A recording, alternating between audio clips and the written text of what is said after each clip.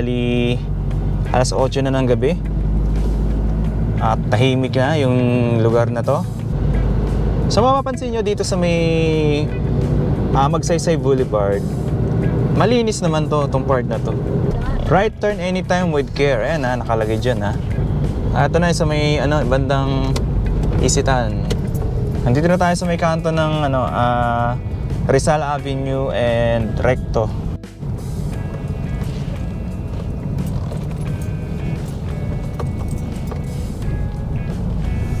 Alright, magandang gabi sa inyong lahat.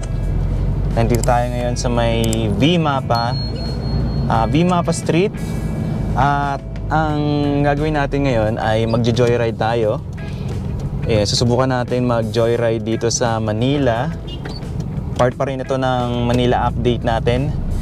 Dito tayo magsisimula sa V-Mapa Street. So part ito ng Old Santa Mesa. Tapos didiretso tayo ng Magsaysay Boulevard. So ito yung part ng Santa Mesa. Kung taga rito kayo, familiar kayo sa lugar na to, ayan, liliko tayo dyan, kakaliwa tayo. And then samahan nyo lang ako, magjo-joyride tayo. Mag-update tayo dito sa sitwasyon ng kalsada dito sa Manila paggabi. Kasi may mga pagbabago na rin na nangyari dito. May mga lugar na dating madilim, ngayon maliwanag na. At saka yung dati na sobrang traffic, may nagbago na rin. May mga part na rin ng daanan na lumuwag na. So magiging ruta natin, magmula dito sa Magsaysay Boulevard, dito sa V-Mapa, diretso tayo ng Magsaysay Boulevard, dire-diretso tayo ng Recto hanggang sa makarating tayo ng Avenida. So sama lang kayo ha. At magtutour tayo ngayon dito sa Manila. Magjo-joyride tayo ng gabi.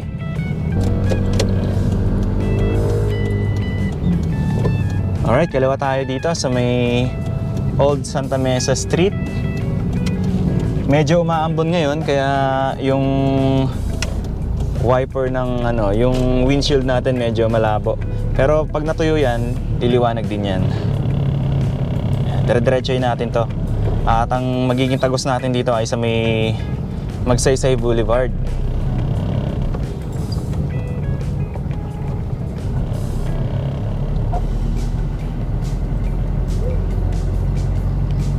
Ayan. Ngayon nga pala ay June 7, 2025. Bali, alas 8 na ng gabi. At tahimik na yung lugar na to. Mamaya dun sa may Magsaysay Boulevard, yun medyo mata-traffic tayo dun. Pero dito sa part na to, maluwag tsaka tahimik.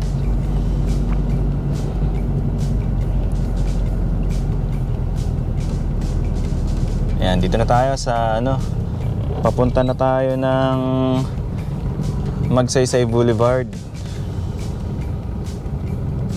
Bali, etong lugar na to, malapit ito sa PUP Santa Mesa. So dito lang yan sa may bandang kaliwa dyan. Nandyan yung campus ng PUP Santa Mesa. Kung maalala nyo, lagi rin tayo nag-update dyan. Kasi dyan yung giniba dati para sa PNR. Kasi magtatayo dati dyan ng Skyway Stage 3. Tapos yung daan din ng PNR, yung NSCR. So bali dadaan dyan. Kaya lagi tayo nakakapag-update dyan. May mga informal settlers din na na-demolish na rin yung mga bahay dyan. Bali na-wipe out yung mga kabahayan dyan. And nakapag-update din tayo dyan. Yan dito, patawid na tayo. Eto pag umaga, etong daan na to, maraming dito, maraming dumadaan dito kasi daanan ng mga estudyante to. Yung mga papasok sa PUP.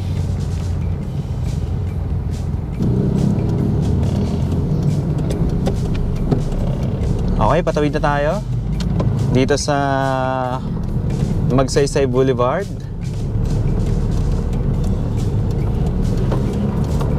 Ayan, padiretso tayo ng recto ngayon. Dito naka-pwesto dati yung Magsaysay Boulevard flyover. So dati nandito yan, giniba lang yan kasi magtatayo dito ng NLEX SLEX connector. Ayan, nakikita nyo. So dito yan dati, may flyover to dati. At lagi rin tayo nag-update dito nung dinimolish to. Ito yung part nung dating flyover nitong Magsaysay Boulevard.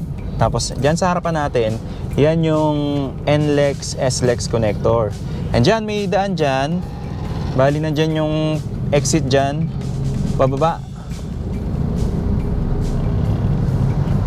Ito sa may bandang kanan.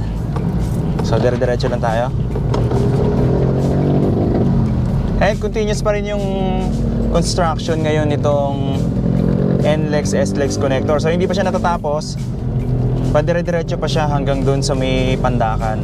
So abangan din natin yan. So sa ngayon parang medyo mabagal yung progress ng construction ngayon dyan sa may Pandakan.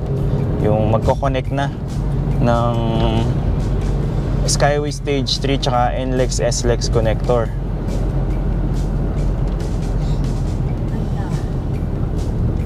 Akit tayo ng Legarda flyover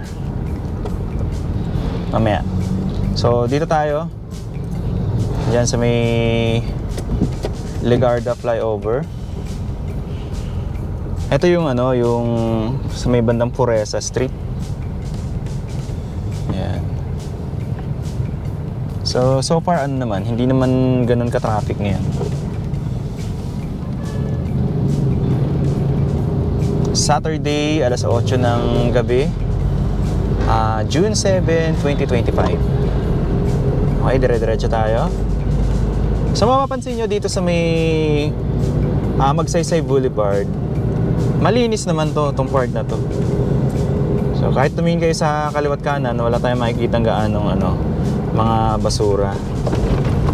Yan, diretso tayo dito. Akit tayo ng Legarda flyover kasi papunta tayo ng CM Recto.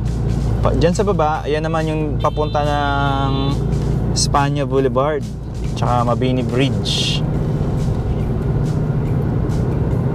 So alam ko pagka kumana ka dyan, yun na yung papunta na yan sa may Espanya.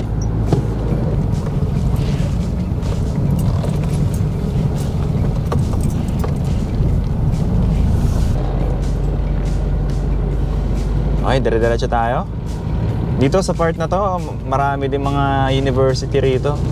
Yung unang-una dyan, yung Arellano University, dyan sa kaliwa. Tapos yung mga mamaya madadaanan natin yung iba't iba pang mga university dyan. So ito ang sitwasyon ng Manila paggabi dito sa may bandang Recto Avenue. Ay, meron tayo nakikita dito mga kuliglig. Ito weekend naman Yes, may. Santa Catalina College yan sa kaliwa. Pag weekday traffic. Pag weekday traffic. Medyo. Pag weekend Walang estudyante. Wala kasing estudyante. Kabisado ni Mimi. Manileño to. FEU tayo Oo, taga FEU. Ito na yung Arellano University sa may kaliwa. Okay naman so far dito sa part na to. Malinis naman. Oo. Wala naman tayo nakikita mga pakalat-kalat na mga. Pero ingat pa rin kayo. Oo, dito. Ingat pa rin. Lalakad ka kasi may mga minsan may nakatago pa rin. Oo, lalo na pag yung oras na talaga ng gabi. Oo, may mga hidden tolongis dyan. Oo, yung mga hidden dyan, tolongis. Oo, ingat ka. Ayan. So, didiretso tayo dyan at kakaanan tayo sa part na yan, dun sa kanto. Hindi dito sa stoplight. Doon sa pagtawid pa natin ng stoplight. So, joyride muna tayo for today's video. Tsaka ingat tayo sa NCAP kasi abutan tayo ng red. Oh no! Hindi, nakatawid na tayo eh. NCAP? NCAP, non-contact apprehension. Oh, hindi ka nanonood ng news? Hindi eh. Ano na, kailan ba nagsimula? Last week pa. Last week? Oo. Ayan. Medyo ngayon, maulan. Ha? Hindi, buong Metro Manila. Saya. Tapos dyan naman, yung papunta ng itong way na to, pag dumiretso dyan, papunta yan ng TIP. Tsaka SM Manila, may daan din dyan. Dire-diretso na yan ang TAF. Kalimutan ko lang kung anong tawag dyan sa lugar na yan, street na yan. Diyan sa mapa. Pag diretso dun, ano yan eh, kakanan na pala tayo rito. Recto. Ayan. Right turn anytime with care. Ayan nakalagay dyan Right turn anytime with care. Pwede tayong... So kahit naka-stop? Kahit naka-red yan, pwede yan.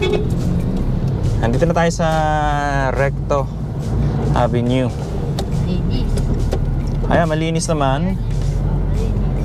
Oo, malinis naman. Sarap maglakad sa gilid Uy, naalala ko dati nung panahon ni Yorme, nung bagong upo siya. Ito yung unang-una niyang nilinis eh. Itong Recto Avenue. Hindi naman pala. Oo. Ayan, dire-diretso tayo.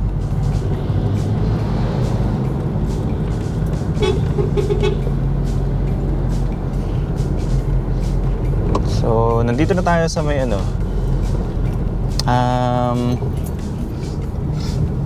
harapan nitong kalimutan ko tong parang Loyola ata to. Ay hindi, sa na to, Nicanor Reyes. Ito FEU. Oh, yan yung FEU. Pagkumanan ka FEU. Oh, pagkumanan FEU na yan. Diretso tayo. Tapos pupunta tayo ng Avenida. Dire-diretso hanggang doon sa may Santa Cruz. Yan. Malinis Malinis naman. Tsaka maliwanag. Kasi may mga naman, may mga ilaw itong ilalim ng LRT. So, at saka na-maintain yung halaman Oo. Ay, sa sidewalk malinis naman. Lang may mga lumalabas bigla.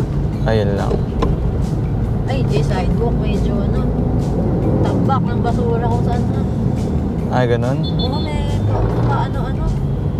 Ito na sa may bandang Isitan. Bisa ko sa ako ng basura. Well, di natin alam kung di lang nadampo. Yan Oo. Tulad yan. May pailan-ilan. Oo nga.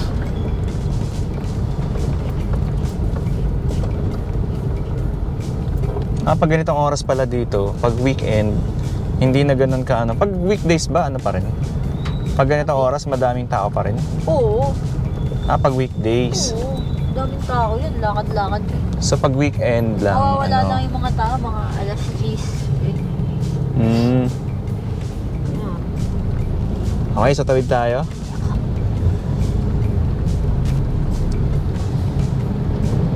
Ayan. So, yan sa gilid, maraming mga naka-park na motor dyan. So, para makapunta tayo doon sa Avenida, kailangan nating tumawid.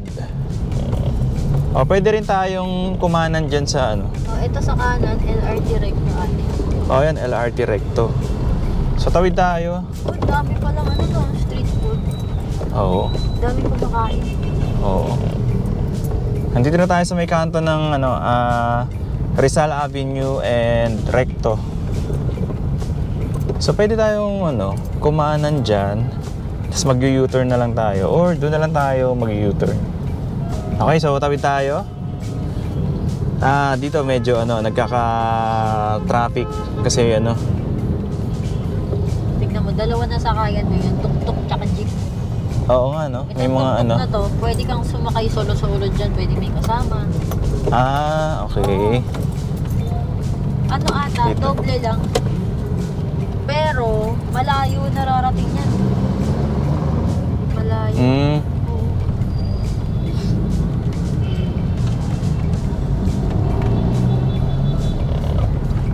Dito na tayo sa bandang kanan, na to, 'di ba? Part na yata to ng hindi, sa kaliwa, part ng Binondo na. Binondo na pala. Oo, sa kaliwa.